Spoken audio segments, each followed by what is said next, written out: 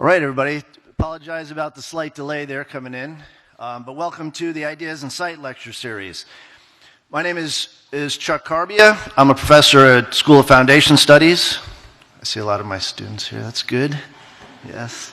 We'd like to first thank Dean Garvin for providing support for this series, and Chair Kelly McClung for her work and support in making this Ideas in Sight lecture series happen. So thank you guys very much. And thank you all for coming out this busy Friday. I know there's a lot of stuff going on, so thank you.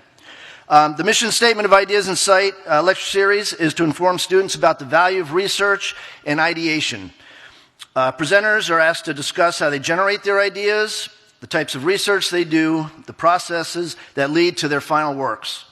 The intent is to help first-year students, such as most of you all, to build the connection between research, drawings, design process, and influences. So I'm very happy to present our first Ideas in Sight guest for 2017, Dr. Clement Shimizu. Dr. Shimizu is a research scientist and engineer specializing in computer graphics and computer science. He earned his PhD in color theory, that's a thing,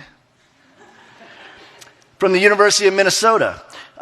He's dedicated his life to serving artists, designers, and other creative people through technological innovation.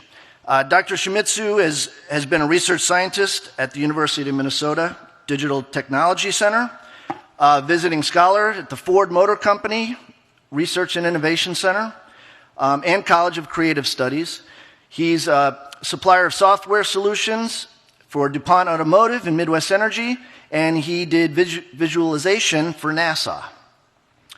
Dr. Shimizu is currently the co-owner of the Illuminati, doing research and development in immersive projection design systems. And in his personal life, his work continues to serve both the local and national arts and design community. So please help me in welcoming Dr. Clement Shimizu.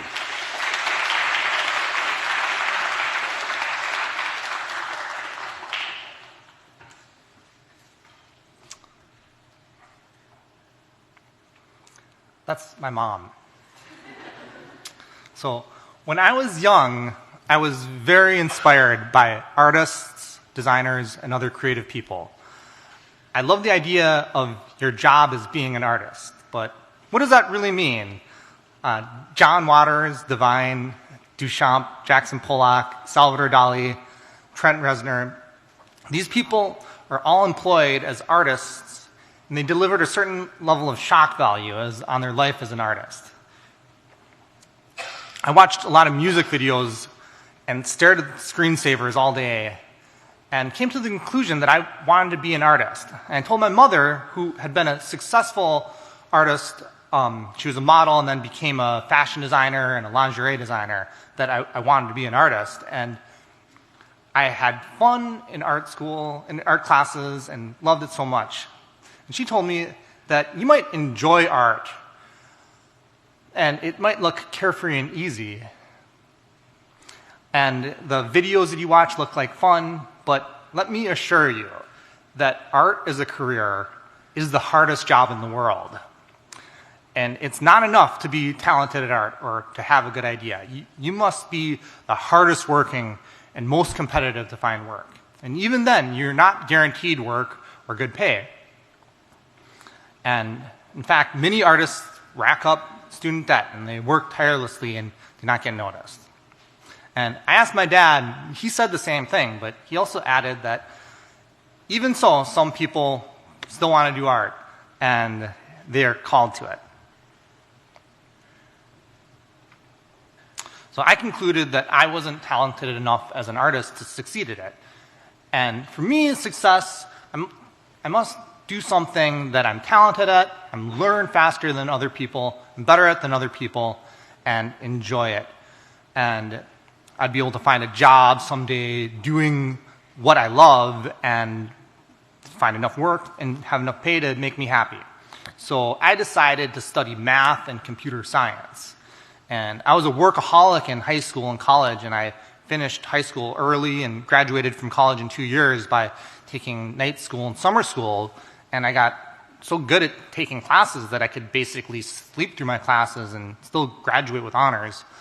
And I entered grad school with this attitude that I was naturally talented at computers and I'd be able to sleep through it and still get good grades. But my advisor, he sat me down, and he was a computer graphics professor and studied color science.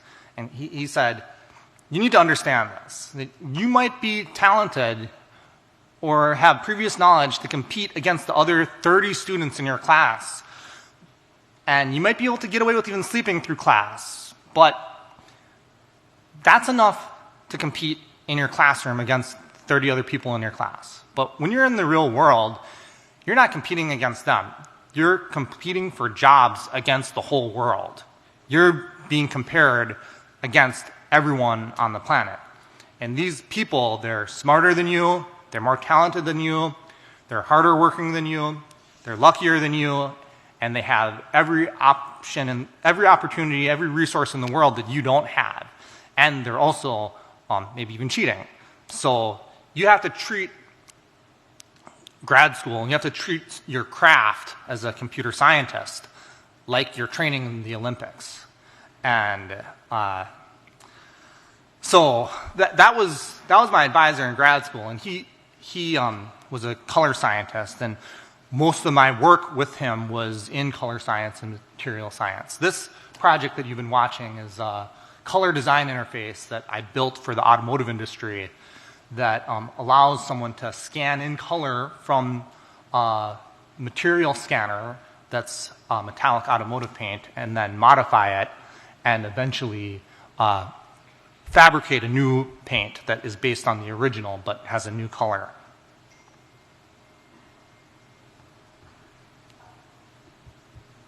Large existing collections of paint colors, commonly presented as cards of colors in a fan deck. Our visualization provides hue, saturation, and lightness organization based on LAB color space, giving a three-dimensional perceptual layout to the tinting. So here's another interface for each card contains 3 to 7 colors, forming a curved projection through the space converging towards a white base. Rolling over a curve causes its card to appear at the left with the color and material appearance, if it's taken for granted, can be millions of dollars in mistakes.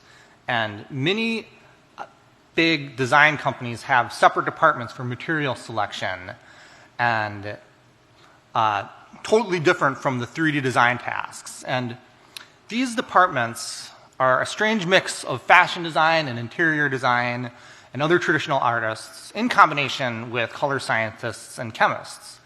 And for the creative team to precisely communicate color concepts is a large task and critical importance.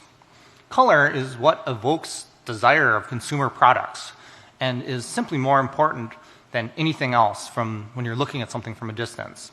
And if color is screwed up, it can make a product look cheap or the experience of it unsensual.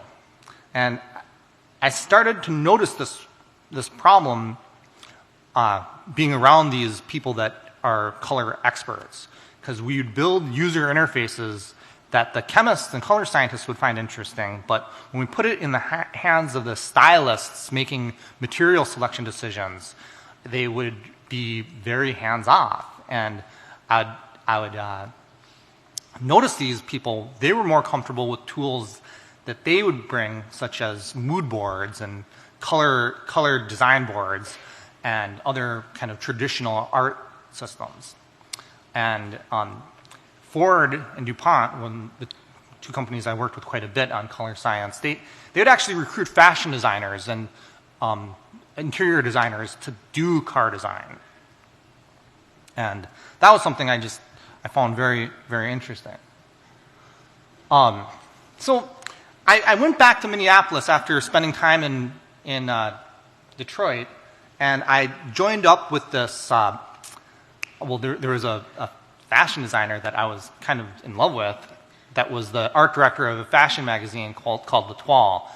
And they were losing money at this magazine, this fashion magazine. So in order to make rent, what they do is they would throw giant parties, and they would try and, get donations for booze and get people to come in to these parties. And they had this hustle going on.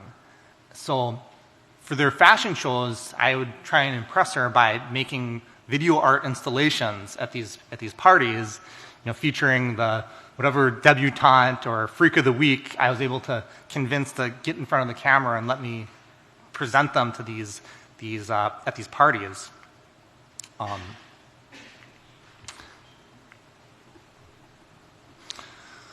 And the previous work was done with Kate Iverson of Minneapolis, Bishop Iverson. And this one was done with Steven Stevens and Tender Cakes. But this art director that I'd been courting gave me a book called The Creative Habit by Twyla Thorpe. And it really blew my mind. Because prior to that, I was following a methodology of work called Getting Things Done by David Allen. And this Creative Habit book had a totally different approach. And it outlined a creative process that was sustainable and allowed somebody to take on creative projects of any size. And even though I was a computer scientist at the time, I was starting to dip my feet in this creative world. And a large part of this book was devoted to dispelling the myth that creative inspiration is divine and is divinely inspired. And it's easy, except when it's impossible. And she outlines a lifestyle in which art and creative ideas are organized and acting upon them becomes a part of your day-to-day life, and how to stay prolific at any scale.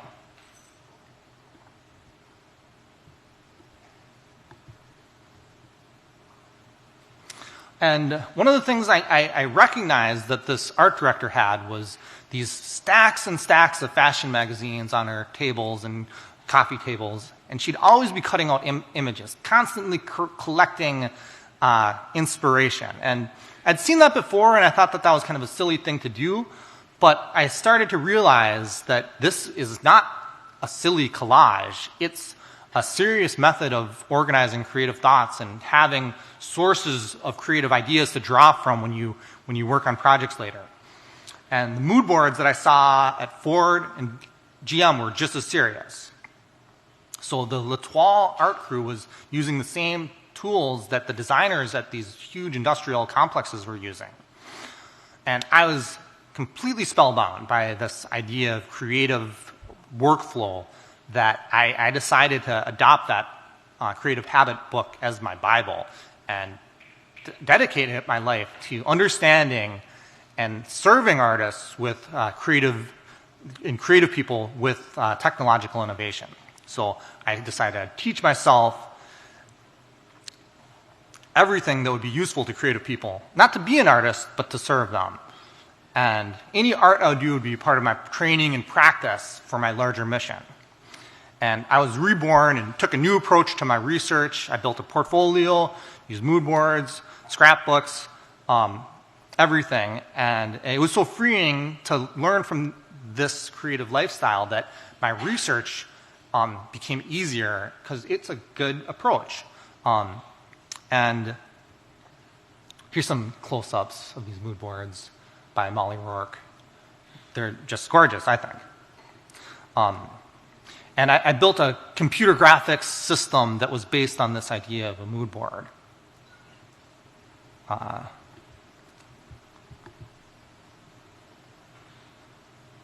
And to communicate an idea through an image, it's really worth 1,000 words. And did you know that there's actually a job out there where people sit and read magazines all day and look at images? And they're basically a Google for magazines. And at a design company, they want to make a new finish for a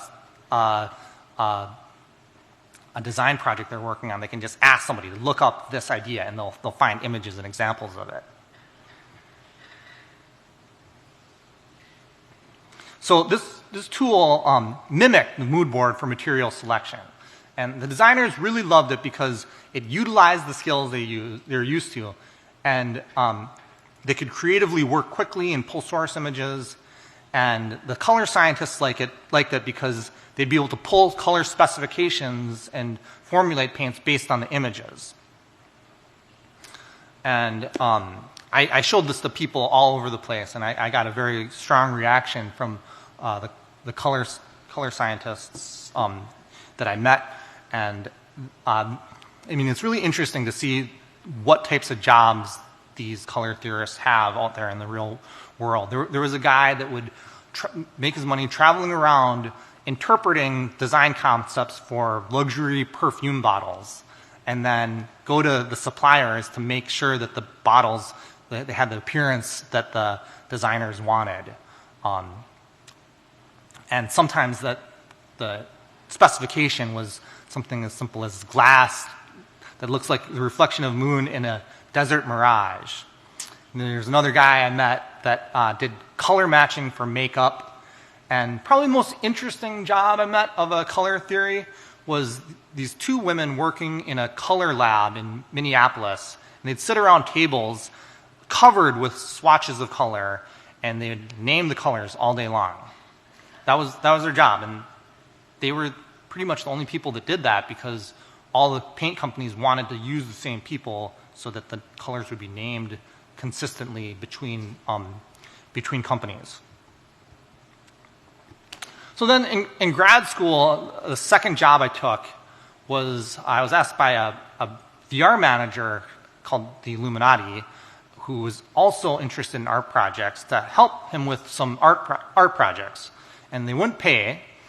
And he knew about me because I was always talking about art stuff. So he asked me to work on some art projects for him for free. And the first one was this eyeball that would watch people move through a room, use computer vision to follow people. But after we did that project, he decided he liked me, and he started hiring me to do projects for him. And this first one is a virtual aquarium at the Chicago Field Museum. And I built a video codec and a playback software that could do high-definition video across synchronized projectors from a single computer. And that led on to more work with the company. And we built a hardware-accelerated video projection mapping system that worked with fisheye lenses called OmniPlayer and OmniMap. And let's see.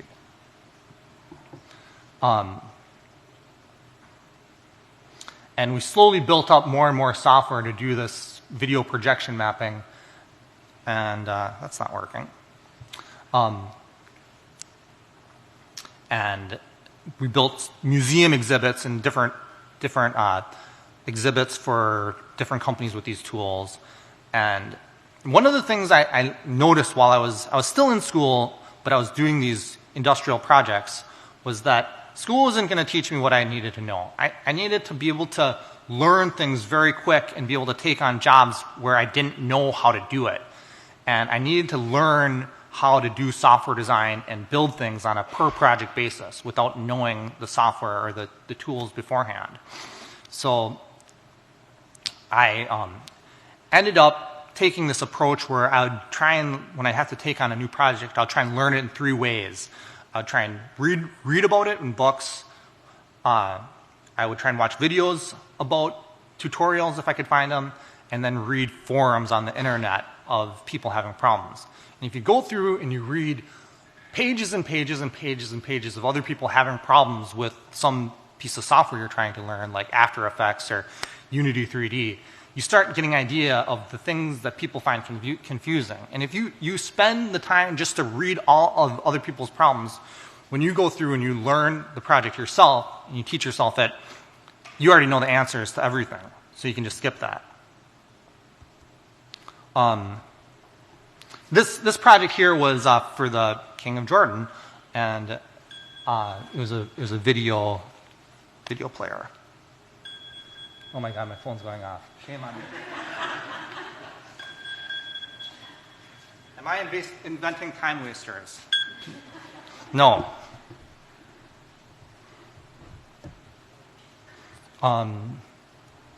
This was another installation of a three-dimensional dome that did stereoscopic video, and it's installed in Doha, Qatar, which I'm going back on Monday to go work on.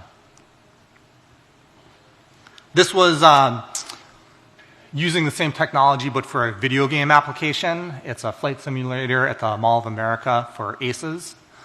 And we worked with Lockheed Martin on the project. And their workspace is an enormous cubicle farm as far as the eye could see. And occasionally open up a door and something remarkable was on the other side, like someone testing an ejection seat or a VR setup, but there was like no artist there, and it was terrible. But that was you have a very, very good life ahead of you to be around creative people. And I mean, I've been all over the world with Illuminati working on cool projects. This was a project with NASA, and we built a visualization system for the data that they collect. And the thing that I found most interesting at NASA was that the head of the visualization group wasn't a scientist. He actually came from Disney as an animator. So he made a transition as an animator at Disney to running this visualization group. And there was all sorts of artists in that group, 3D modelers and things like that. Here's another project for NASA. It was a three-dimensional globe that's projected on from the inside.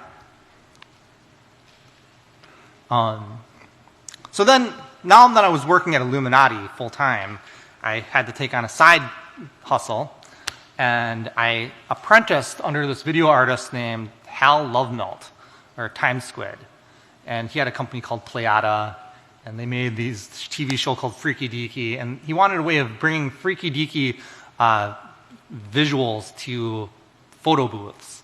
And this early photo booth was literally, we'd take photos of people in front of a blanket and then turn them into animated GIFs with VJ software.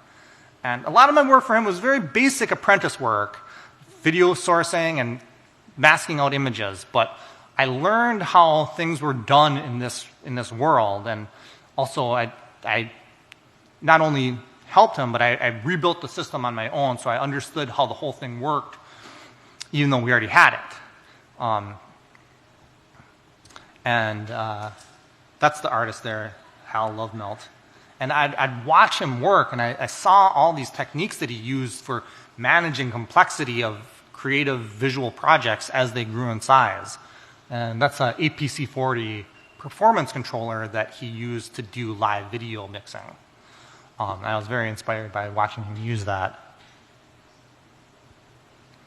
And then this system evolved and evolved and evolved and evolved and evolved. And this one was done with a software called Touch Designer, and is a software-based video mixer that controlled a Hollywood-style light booth. And it's a great visualization system, visual programming language that I recommend you play with, or any of those. Max MSP or VVV would be a fun thing for you to play with. I can't talk a lot about how the whole thing works, but this is a preview of the latest iteration of it.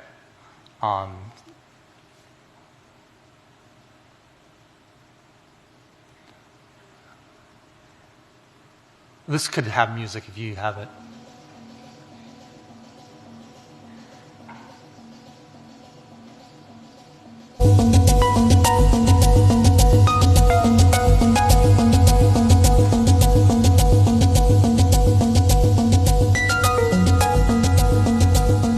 Still early version of the new one, but it's gonna be pretty cool.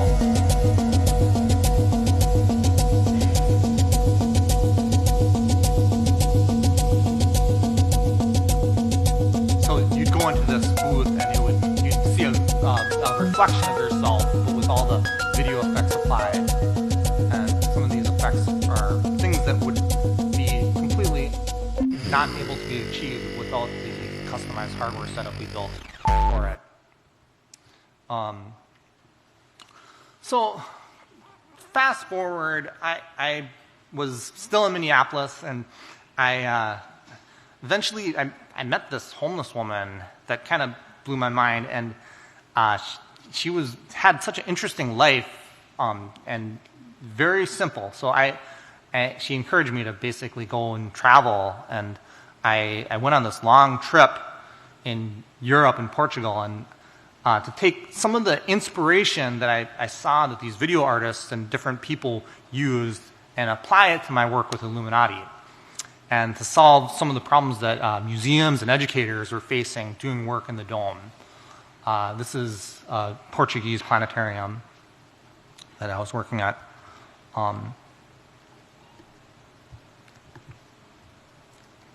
And the result was this video mashup tool for mixing video and maps and other graphical elements and sounds into a coherent presentation that could be played in the planetarium with a simplified user interface for the museum visitor, as well as a way that the person designing these presentations could add more and more movies and clips and maps and 360 videos and stereo videos in a way that as you grew the project, the complexity of the system wouldn't grow. It would be just more clips. And I think I'll be doing a workshop tomorrow on some of the things I learned there.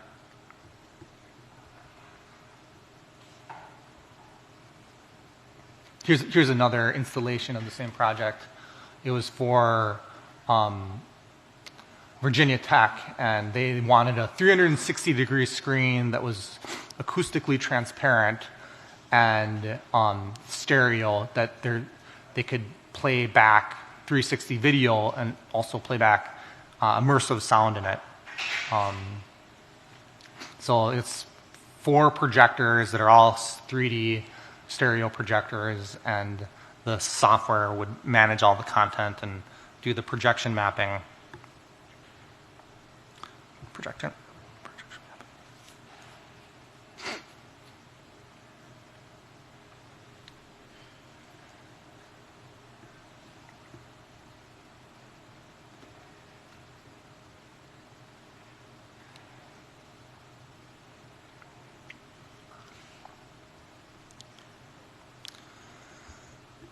And I did get to do some more fun projects with the Illuminati. This was a virtual water wall for a children's hospital in Minneapolis. It used the Kinect to scan dance moves and then translate that into swirling water around. It's kind of fun.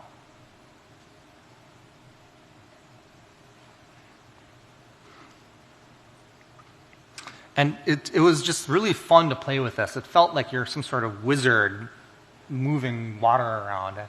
I didn't think it was going to be as fun as it was, but it's really just fun to play with.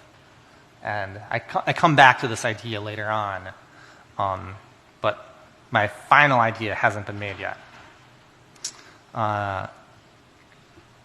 So another interesting thing that the Illuminati brought me to was in contact with a group called Baby Castles. And they're a group of video game artists in Manhattan, and they came out of a punk rock venue. They build these arcade games out of old laptops and stuff them into cardboard boxes and call it an arcade game. And these cabinets were so cool that they ended up getting invited to the MoMA to do a show there, and all these museums, and they came to Telefair here. And one of the shows that they were going to do was with a guy named Keita Takahashi, who was the inventor of Katamari Damacy video game where you're rolling a ball around. But he had this concept for putting all these old games into new methods, into new ways of playing them. And one of his ideas was to make a Pacman that would go on the walls and the ceiling. And Baby Castles took all these concepts for games, and they found programmers to build them for this one artist. And maybe each one of the games by themselves was kind of a kitsch idea, but the combination of taking this one artist's ideas and making them all into a huge art space was, I thought, a really interesting idea. So I signed on to build the 3D Pacman. And the idea was basically I took Pacman and I reprogrammed it from the ground up, but to work in a three-dimensional space customized for the room. And I would project it in this kind of circular fashion so that when we projected it through a fisheye lens, it would end up mapping to the room. So that was Telefair Museum. So you'd go on the walls and the ceiling, and if you eventually could collect all the dots and beat the level, and then the game would crash. But being around those baby castles people, I really started just getting my mind blown to watch how they could take a space and just completely fill up a room with creative things to look at. And that's one of the things that I hope as artists, when you do installations, you think not just about the art, but the space as a whole. So when you're in there, the experience is just filled with visual delights. And this was a show that they brought an artist in from, I think, from Canada to do games based on her experiences. And one of the things that I hope that you can come see is after this talk, we'll be doing this arcade cabinet workshop. So basically, how to take a game and put it into a cardboard box and call it an arcade cabinet. And that might sound like a silly toy problem, but if you think about what you're going to be doing as artists over your career, one big part of the problem isn't making the art, but it's taking the art from the laptop where you made it and bringing it to an art gallery in a way that is appropriate for the art gallery. You don't want to have to go to the art gallery and be required to set it up and turn it on and click on a icon to get the project started. You want a reset button or a power switch, so it just turns on and then it starts. And you don't want the user to be using a mouse and keyboard to interact with your art project. You need arcade buttons or some way of making the interaction with your art simple to do. So that's what we learn in the arcade cabinet workshop. And I'll be teaching that after this. And it's a fun class, and you don't need to know anything to do it. It's more arts and crafts. But yeah, so this was kind of what I took from that arcade cabinet workshop. They wanted a way, the baby castles, they wanted a way of celebrating becoming a nonprofit and raising money at the same time. And I was trying to think of some idea for how they could make money. And I saw this busted-ass ATM machine on the side of the road. And I was like, we could make a video game out of that. We could turn that into an arcade cabinet. So I went back and I started building my own ATM machine. But instead of taking or putting money out, it would only take money in. And it's called deposits only. So this is the installation. So I mean, this is a real ATM machine I bought off of Craigslist from a guy in a truck, and it was very sketchy getting a hold of it. But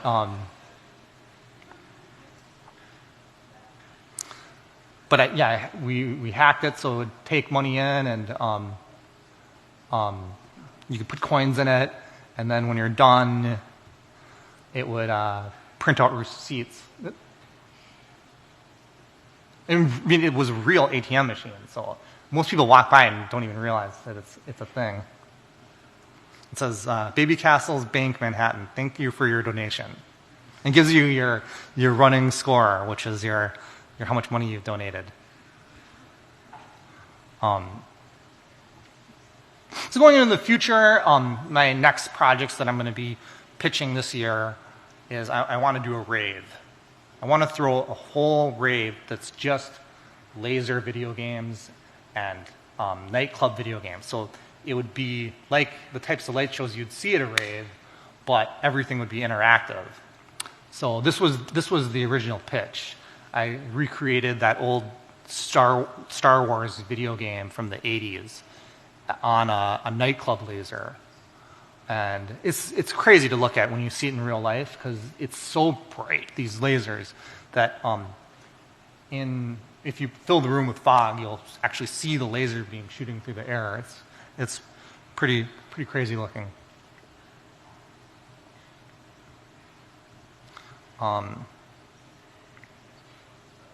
Okay. And then this is this next pitch that I'm trying to get. So I want to have a number of video games at this rave. The idea would be called Rave Wizards, and the idea is you have some sort of dance mechanism where you'd be dancing and charging up laser beams. And when you have a laser beam that's powerful enough, you could use it to attack monsters. But I want it all timed to the music, and it's still a work in progress. But eventually, this is going to be a big show with many different games from many artists. Okay, so I kind of taken you around the world and shown you a lot of my projects, and you may have seen artists and designers that I've met all over the world, and see that there's a lot of opportunities for you out there. But I'd like to conclude, instead of talking about this project or this presentation, I want to give you the presentation or the conclusion I gave to a group of color scientists on a different talk. I'm just going to read it word for word. Color stylists often have a creative background in fields such as fashion design, interior design, or the traditional arts. They frequently use tools such as a mood board or concept art, often hand-drawn. Creative workflows are often fabulously low-tech, flipping through fashion magazines, antique stores, playing with makeup, found objects in nature, you name it, for inspiration. Their natural skill set and unique gifts are not intuitive to understand for engineers. Although this is a professional society of color scientists that dedicated a serious scientific method type inquiry into their subdisciplines, the creative habit is not an objective process by its very nature. And the only way engineers can fully understand them is to spend a lot of time around them, which is one of my greatest joys in life. Build tools around the creative people and their skill set. Hang out with them while they work. Hang out with them while they play. Don't observe them behind glass. Fall in love with them. Get a broken heart. And in doing so, you will learn what inspires them and what the nature of color inspiration and creativity looks like. If you're building color science tools that power creative use, make the artist your muse. Even if it feels like color science abuse, make the artist your muse. Now, in speaking to a group of artists that may have an interest in incorporating technology into art, I would like to invite you to do the opposite. Immerse yourself not only in the world of science and technology and engineering, but immerse yourself in the life and culture and workflow. Find technology mentors. Learn exactly how computer scientists manage complex software projects. Who knows? You may learn the tools to take your art to the next level. Who knows? You may even fall in love with a hopeless little computer nerd along the way. Thank you.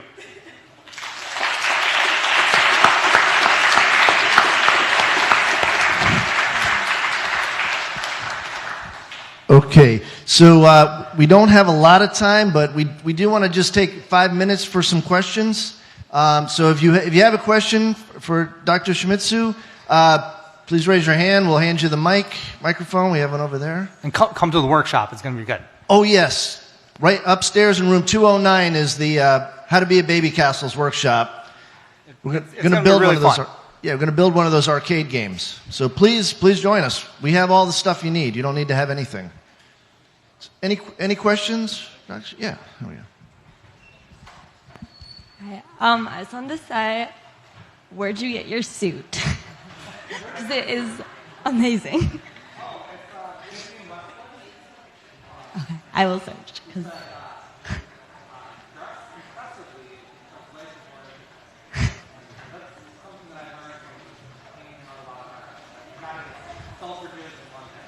Wow, very nice. Thank you.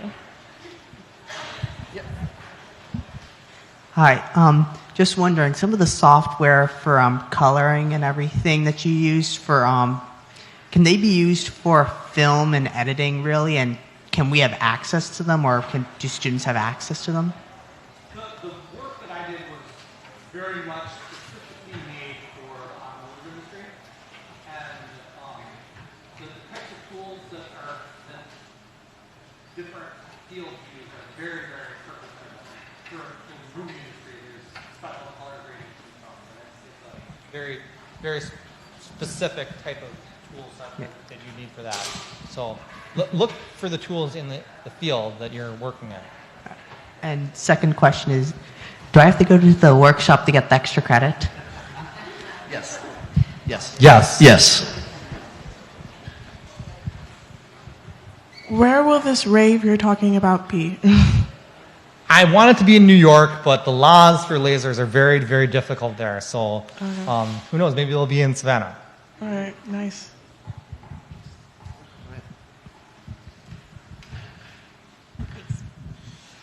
Do you apply the psychology of color into your work, and how do you do that if you do? I was primarily working with color scientists and chemists, so we didn't really think much about the psychology of color. But as I spent more time in it, it became more and more interesting and critical to how the whole industry worked as a whole. And my software was more about the psychology of the designer rather than the psychology of the customer, but giving them the tools where they could easily consider emotion and color memory into their work. But I've seen a lot of interesting work on that. So. Have you ever thought about bringing your rave scene to Seattle? Because I actually have some rave company owners and people who would be more than willing to collaborate. Well, I know that this thing's going to be amazing when it's done, but it's going to cost so much money to build this thing that I want to have a very, very strong pitch for the show before I go to investors and people like your friends to do it. So we're going to build the games first, and then we're going to demo them to the people that have the rave scenes, so they know what they're going to get and can trust us that we'll deliver amazing show.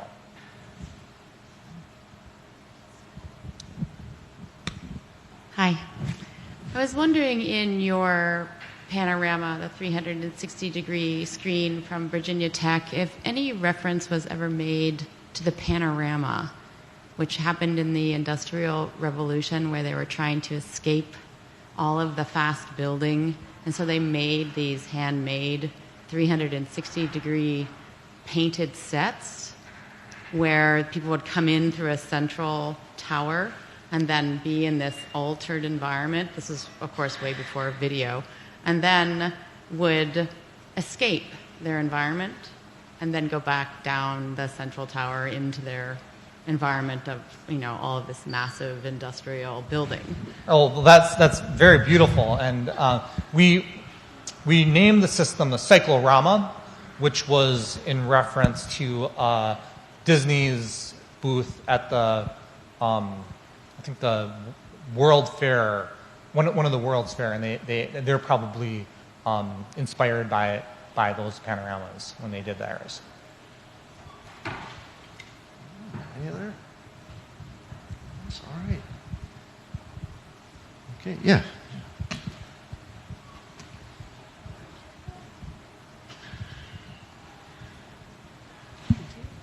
Do you have a sketchbook or anywhere you put down your ideas before you're coming up with them? Yes. I've tried a lot of different ways, and sometimes I have little sketchbooks and stuff, but the one that I keep coming back to is, right now I'm using OneNote. Before I used Evernote, and they're like a cloud-based tool for dropping ideas and thoughts and images into this workbook, and you can just keep adding and adding and adding and adding images to it, and it'll be there. It's on your phone, it's on your Mac, it's on your PC, it's on your home computer, and it's all synchronized. And that's kind of my interpretation of the mood board now. Twyla Thorpe suggests in her book to buy banker's boxes for every project you do. So let's say you're going to throw a rave, you'd make a box, you buy a banker's box, which is a cardboard box, and then you just write your rave on it. And any idea that you have that's part of that, you just put that idea into the box, and you can carry that box around with you when you're working on the project.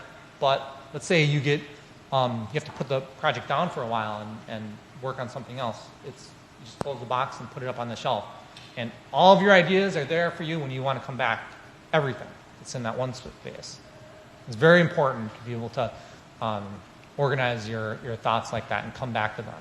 Some projects, they're very difficult, and they take years and years, and you have every obstacle in the world stopping you from making your fantasy come true. But Rave Wizards is going to happen, and it's been in the making for a long time. So if I would have not had a way of organizing those ideas, it would have been lost. Any other questions? All right, thank you. Thank you again, Dr. Shimizu. Thank you. And please join us, room 209 upstairs for the workshop.